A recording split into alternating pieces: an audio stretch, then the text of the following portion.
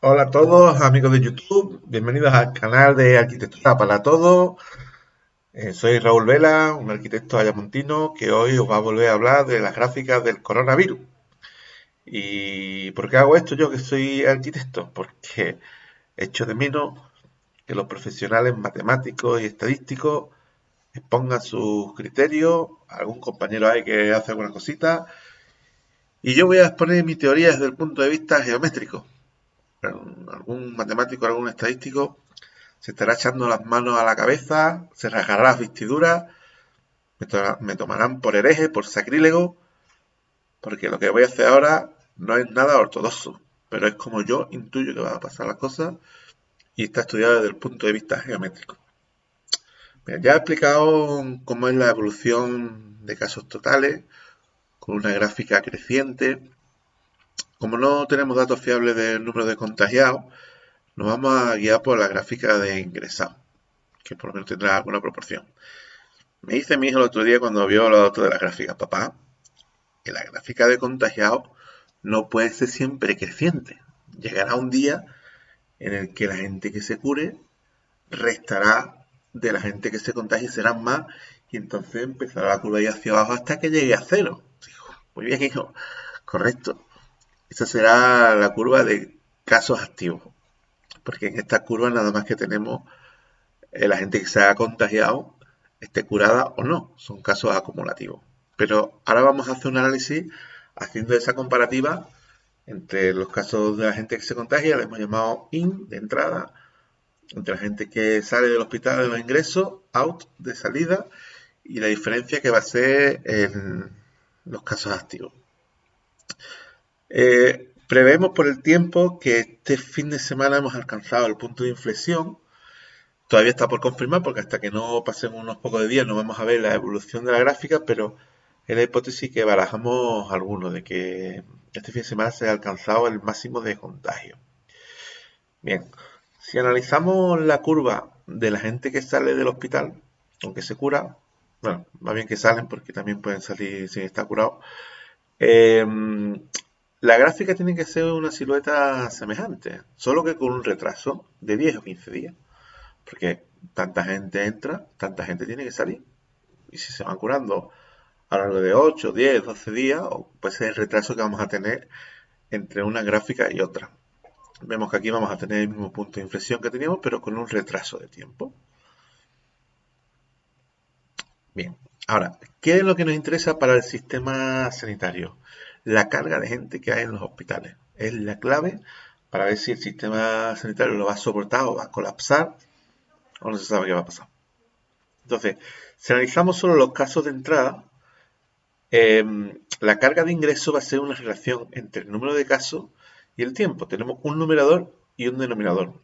La carga de ingreso va a ser mayor en un punto de optimización, en este caso sería el punto pésimo, no óptimo, y no necesariamente, bueno, no necesariamente no va a ser ni cuando hay más casos ni cuando hay menos tiempo, porque cuando hay muchos casos, que es aquí, vamos a tener mucho tiempo, el sistema lo va a soportar, y cuando hay poco tiempo, tenemos a haber pocos casos y el sistema lo va a soportar. En cambio, donde la recta que parte del origen esta gente a esta curva, es decir, aquí, eso nos va a dar la pendiente máxima de esa recta, que es la que nos indica cuál es el momento pésimo para el sistema por la carga de gente que entra en contagio en relación al poco tiempo que ha transcurrido. Previsiblemente, esta carga máxima la vamos a tener durante esta próxima semana hasta el fin de semana que viene o rondando el fin de semana que viene. Esto es simplemente considerando el número de entradas, sin considerar el número de salidas.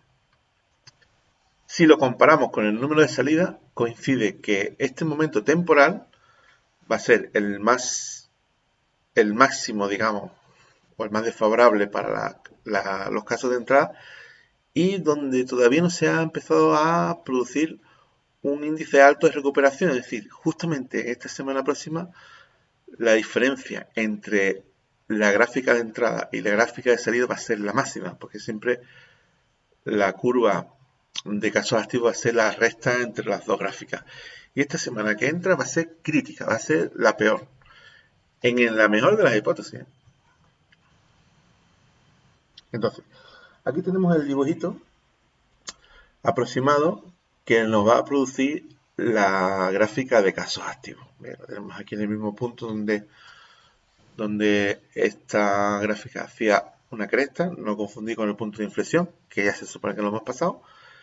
Y si nos damos cuenta, la gráfica de casos activos hace una silueta que es como si fuera una olita.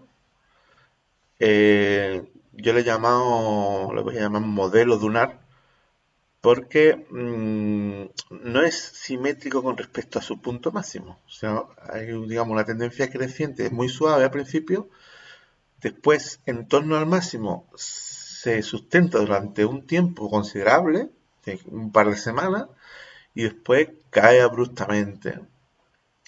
Esto es simplemente con un análisis geométrico. O sea, tiene lógica de que hay un punto en el que hay muchísima gente ingresada y todavía a los que entran con retraso, también se recuperan con retraso, no les ha dado tiempo a empezar a recuperarse.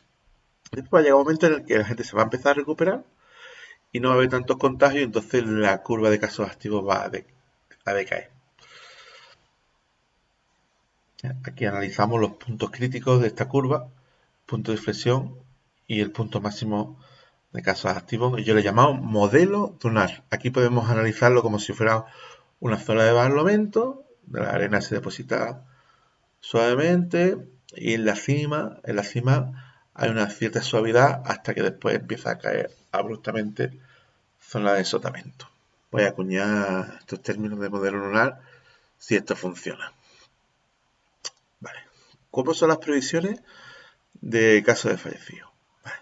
Desde el punto de vista de la estadística,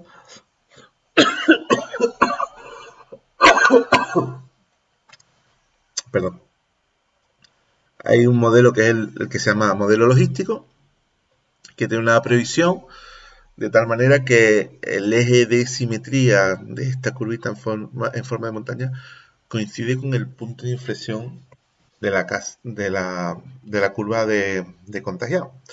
O en este caso, de la curva de fallecidos, porque estamos analizando el número de fallecidos. Este se supone que es el modelo más fiable desde el punto de vista matemático. Ahora, hay un tal Gompertz, que hace un par de siglos, o casi tres, hizo un estudio diciendo que en ciertas epidemias el modelo no es simétrico, sino que se retrasa en la zona de descenso. Digamos, el máximo lo alcanza un poquito más tarde y después no decae de forma simétrica. Es decir, hay más tiempo transcurrido desde el punto máximo hasta el final que desde que empieza hasta que se alcanza el máximo.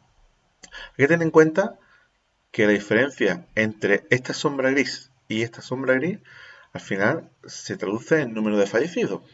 El, el área sombreada sería el número de fallecidos. O sea, entre escoger un modelo o otro, van varios miles de muertos por el camino. Nosotros no lo podemos elegir. La epidemia se comportará según un modelo u otro. Ahora bien, yo propongo que la epidemia se va a comportar de forma intermedia. No va a ser ni el modelo logístico ni el modelo de compra. Va a ser así. Esto es la propuesta que yo hago. ¿En qué se basa?